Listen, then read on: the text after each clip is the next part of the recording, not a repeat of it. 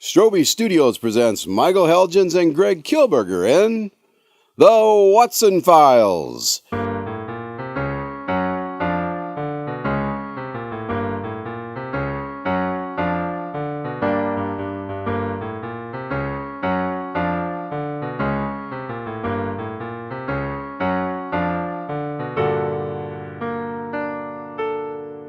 Coming to you from the ever-impressive Strobe Studios in the heart of America, this is Craig Dahlen. And now, let's join the doctor and see what story he has for us today. Come in. Good evening, Craig. Good evening, doctor. No strange things scurrying around your apartment today? No, everything seems to be fine this week. How are you? I'm doing all right, but I haven't really been sleeping well. I like a nice glass of warm milk for that sort of thing, but sometimes more drastic measures are in order. You mean like sleeping pills? No! Like warm, delicious chocolate chip cookies and a glass of milk that is just barely below freezing usually does the trick. I don't think it's anything that some cookies and milk can fix. What seems to be the problem? I'm a little consternated. Oh, I know how to fix that too. I find that a little lax... No, I'm consternated. Not, oh, never mind. Oh, I really want to help, Craig. Sorry I misheard you. You can help me, though. How's that? I've been upset with worry about the poor little girl that you were telling me about last week. Her sister had just died, and you and Holmes had just had a run-in with her wicked stepfather. Yes, the poor girl had come to us in dire straits. But once Holmes gets it in his mind to help someone, he usually does. Well, was he able to help with the whistling and clanging noises that were happening late at night? I'll get to that part, Craig. As you may recall, we had just finished meeting the girl's stepfather for the first time, and he was angry that Holmes was meddling in his affairs, and so then we decided to... Hello again, Holmes. Were your inquiries successful? I have seen the will of the deceased wife. To determine its exact meaning, I have been obliged to work out the present prices of the investments with which it is concerned. The total income, which at the time of the wife's death was little short of $300,000 each year, and now, with the fall of agriculture prices, it has fallen to near $250,000. Each daughter can claim an income of $100,000 in the case of marriage, so it is evident, therefore, that if both girls had married, this burly chap would have had a mere pittance, while even one of them would cripple him to a very serious extent based on the amount of money that must be required to keep him in his house and habits. So, you think he is killing the girls before they marry to protect his money? We have seen many more terrible things, Watson. How will that help us prove that he means to stop the weddings at any cost? My morning's work has not been wasted, since it has proved that he has the very strongest motives for standing in the way of anything of the sort. But what can we do? Now, Watson, this is too serious for dawdling, especially as the old man is aware that we are interesting ourselves in his affairs. So, if you are ready, we shall call a cab and drive to the estate. Indeed I am. I couldn't stand for that poor woman to come to harm. I should be very much obliged if you would slip your revolver into your pocket. A revolver is an excellent companion to have along with gentlemen who can twist steel pokers into knots. That and a toothbrush are, I think, all that we need. Come, Watson, the game is afoot.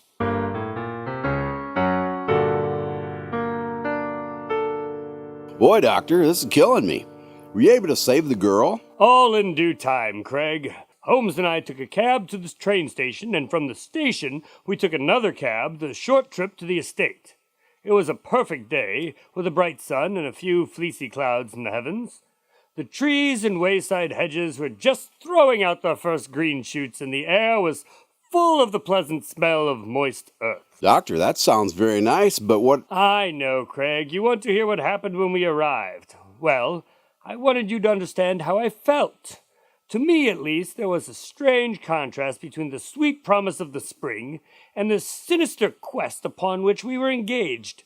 Holmes sat in the front of the cab, his arms folded, his hat pulled down over his eyes, and his chin sunk upon his breast, buried in the deepest thought. Suddenly he started, tapped me on the shoulder, and pointed over the meadows. Look there! There is the sinister house of Dr. Grimsby Roylott. Yeah, that's the place. The guy's really weird, though. I hear he's got a cheetah. I will not be getting out of the car. Not to worry. You can just take us to that area over there where there is some building going on. I can get you to the village, but if you want to get to the house, you'll find it shorter if you go over this hill and take the footpath over the fields. There it is, where the lady is walking. And the lady, I fancy, is Miss Stoner. Yes, I think we had better do as you suggest. Sure thing, here you go. Pay the man, Watson. Oh, fine. Here you go. Keep the change. Thanks. Just remember what I said about that cheetah. Quite right, off you go then. I thought it would be best if that fellow should think that we had come here as architects or on some definite business. It may stop his gossip. Not a bad idea, since we don't want Grimsby to hear of our arrival. No, I should think not. Good afternoon, Miss Stoner. You see that we have been as good as our word. I have been waiting so eagerly for you. All has turned out splendidly. Dr. Roylott has gone to town, and it is unlikely that he will be back before evening. We have had the pleasure of making the doctor's acquaintance. It was not altogether unpleasant, but he knew that you had been to see us. Good heavens, he has followed me then? So it appears. He is so cunning that I never know when I am safe from him. What will he say when he returns? He must guard himself, for he may find that there is someone more cunning than himself upon his track. You must lock yourself up from him tonight. If he is violent, we shall take you away to your aunt's. Now, we must make the best use of our time, so kindly take us at once to the rooms which we are to examine. Of course, right this way.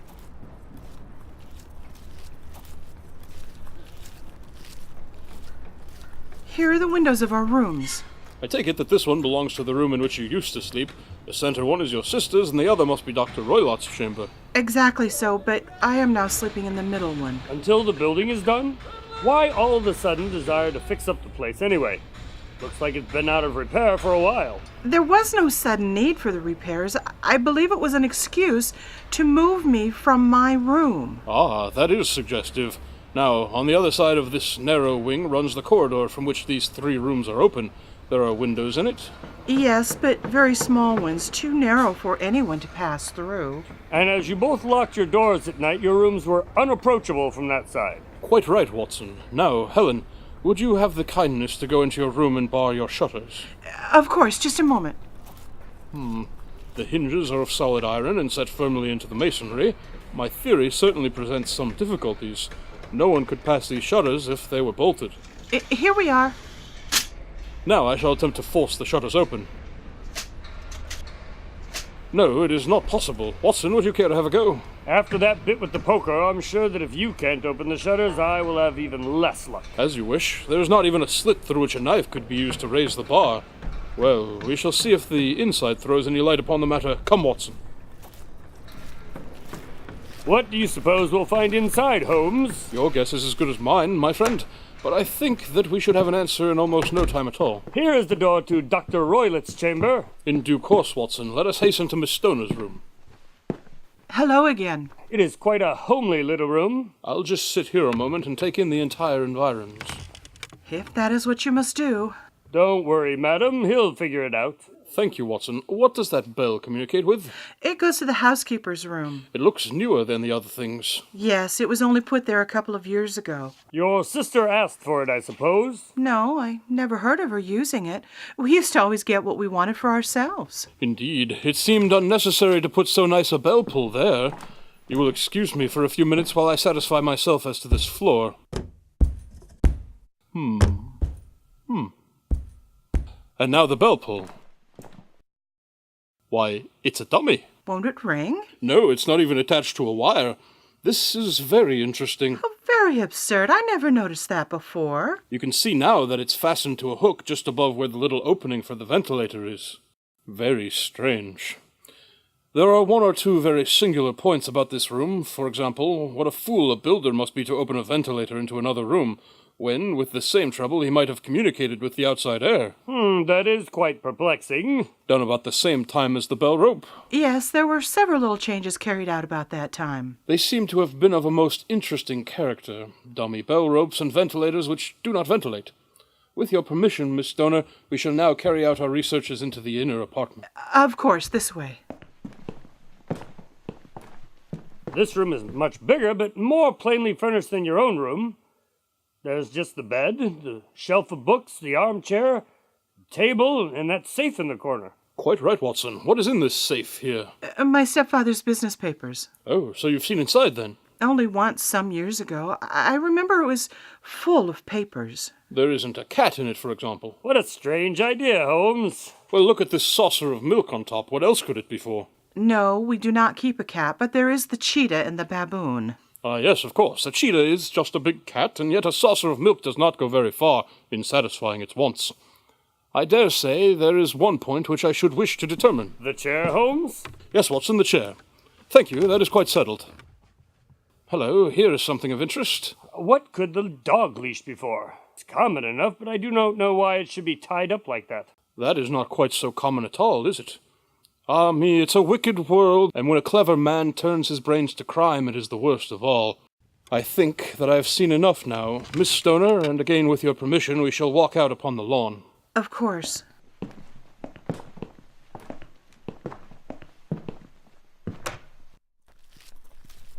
What is it, Holmes? I've not seen you looking so grim in quite some time. I suppose not, but I shall need a moment to think. All right. Miss Stoner, Yes? it is very essential that you should absolutely follow my advice in every respect. I shall most certainly do so. The matter is too serious for any hesitation. Your life may well depend on your compliance. I assure you that I am in your hands. In the first place, both my friend and I must spend the night in your room. Holmes, this seems to be asking a bit much. I understand the impropriety of it, Watson, but it must be so. Let me explain. I believe that is the village inn over there. Yes, that is the Crown. Your window should be visible from there. Certainly. You must confine yourself to your room, on pretense of a headache, when your stepfather comes back. Then, when you hear him retire for the night, you must open the shutters of your window, undo the hasp, put your lamp there as a signal to us, and then withdraw quietly with everything which you are likely to want into the room which you used to occupy. I have no doubt that, in spite of the repairs, you could manage there for one night. Oh, yes, easily. The rest you will leave in our hands. What will we do? We shall spend the night in her room, Watson, and we shall investigate the cause of this noise which has disturbed her. I believe, Mr. Holmes, that you have already made up your mind. Perhaps I have. Then, for pity's sake, tell me, what was the cause of my sister's death? I should prefer to have clearer proof before I speak. You can at least tell me whether my own thought is correct, and if she died from some sudden fright. No, I do not think so. I think that there was probably some more tangible cause. And now, Miss Stoner, we must leave you, for if Dr. Roylott returned and saw us, our journey would be in vain. Goodbye. Be brave. Yes, for if you will do what I have told you, you may rest assured that we shall soon drive away the dangers that threaten you.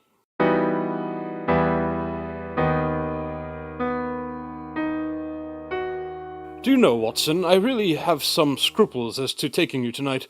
There is a distinct element of danger. That hasn't stopped you before.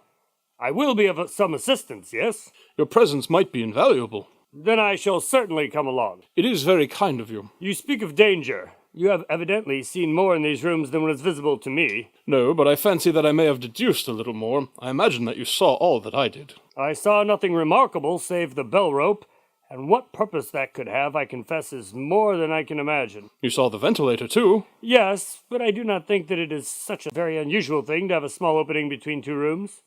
It was so small that a rat could hardly pass through. I knew that we should find a ventilator before we even came to the estate. That's impossible, Holmes. Not so, Watson. You recall that Miss Stoner said that her sister could smell Dr. Roylott's cigar. Now, of course, that suggested at once that there must be some connection between the two rooms.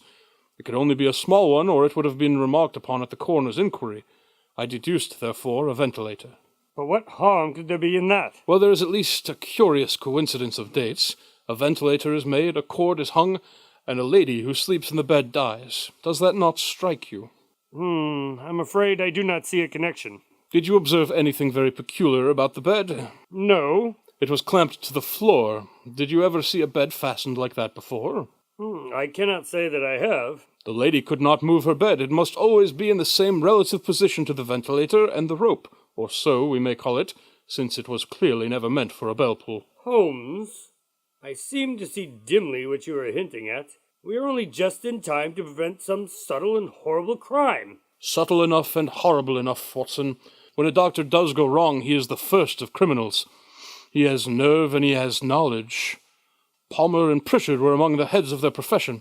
This man strikes even deeper, but I think, Watson, that we shall be able to strike deeper still, but we shall have horrors enough before the night is over. For goodness' sake, let us have a quiet pipe and turn our minds for a few hours to something more cheerful. Indeed.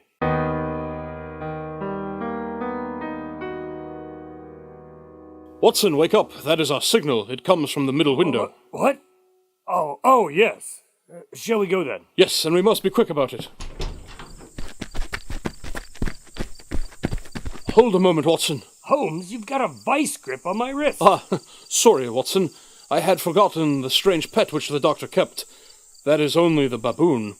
Take off your shoes and we'll slip into the bedroom before the cheetah is upon our shoulders. Indeed.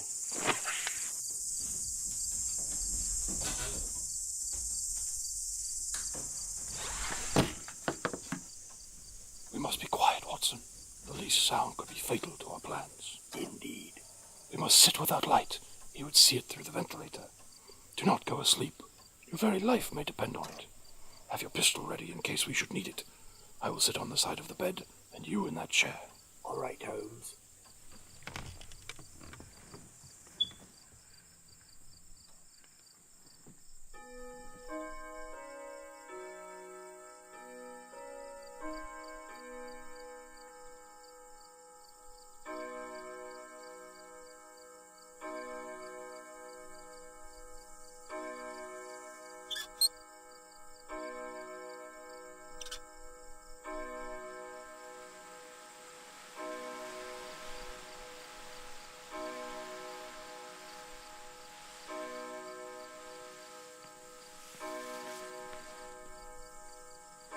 Watson, get the light! Right away. Do you see it, Watson? Do you see it? I see nothing, Holmes. That should do the trick.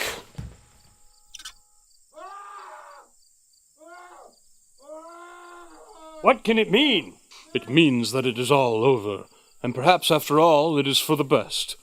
Take your pistol and we will enter Dr. Roylott's room.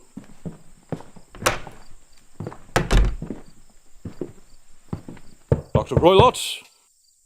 Dr. Roylott, are you in? Why won't he answer? It is, as I suspected, the band, the Speckled band. What's that, Holmes? And what is that speckled band around his head? It's a swamp adder, the deadliest snake in India. He has died within 10 seconds of being bitten. Violence does in truth recoil upon the violent, and the schemer falls into the pit which he digs for another. Let us thrust this creature back into its den, and we can remove Miss Stoner to some place of shelter, and let Weathers know what has happened.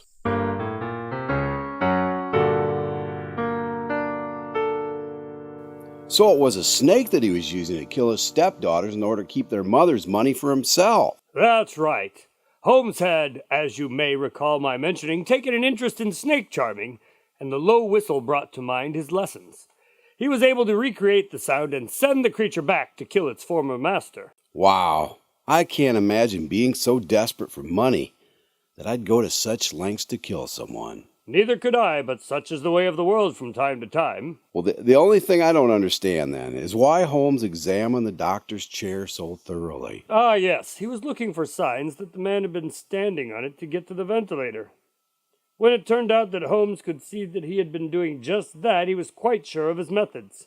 Well, that's quite impressive, and I feel a lot better knowing that the girl was safe. So, what story are you going to be telling us about next week? Next week, I'm going to tell you an exciting story about the zombie apocalypse that's coming. Well, that sounds unique. Well, I can't wait. Tonight's Watson Files adventure was written by Scott Strosahl. Spencer Holmes and Dr. Watson were played by Michael Helgens and Greg Kilberger. Additional voices were provided by Steve Rimpici and Beverly Mead.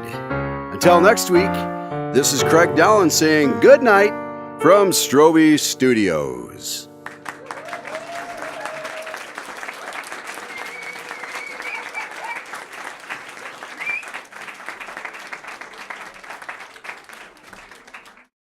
I'm a little constipated. Consternated. Okay, but that's actually the joke. Yes, the poor girl had come to us in dire straits. Money for nothing and chicks for free. What do you suppose we'll find inside, Holmes? Your guess is as good as mine, my friend. I'm thinking nice frilly lace on the bed with perhaps a couple of throw pillows. No. You have a myriad of hums available already. I imagine you can choose some of them. I want one that goes up and then down at the end. Perfect. It's a swamp adder, the deadliest snake in India. Crikey, that's a big one. We'll put him on this sticky here and throw him over in the safe.